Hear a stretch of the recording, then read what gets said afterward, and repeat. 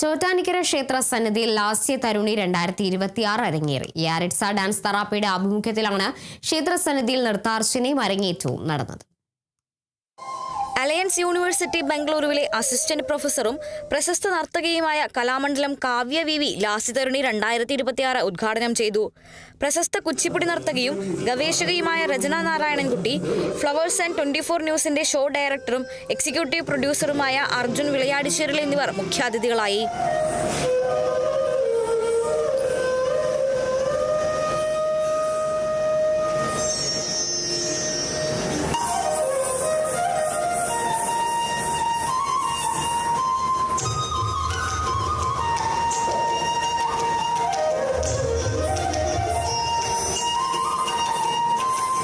നൃത്തവും ഭക്തിയും സമന്വയിപ്പിച്ച് യാരിറ്റ്സ ഡാൻസ് തെറാപ്പിയിലെ വിദ്യാർത്ഥികളും കലാകാരികളും അവതരിപ്പിച്ച നൃത്താർച്ചന മികവാർന്നതും വേറിട്ടതുമായി.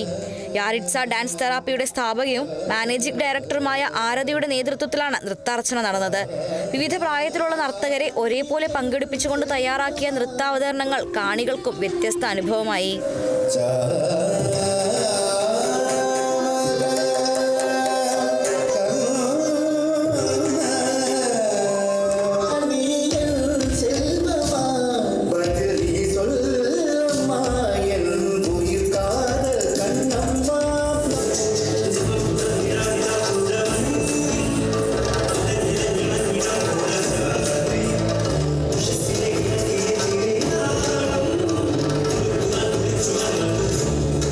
സംഗീത നൃത്തരംഗത്തെ പ്രമുഖ കലാകാരന്മാരുടെ അകമ്പടിയോടെ നടന്ന പരിപാടിയിൽ നൂറുകണക്കിന് കലാപ്രേമികളും ഭക്തജനങ്ങളുമാണ് പങ്കെടുത്തത്.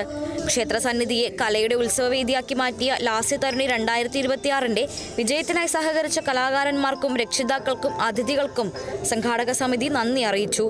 Kerala vision news, Kochi.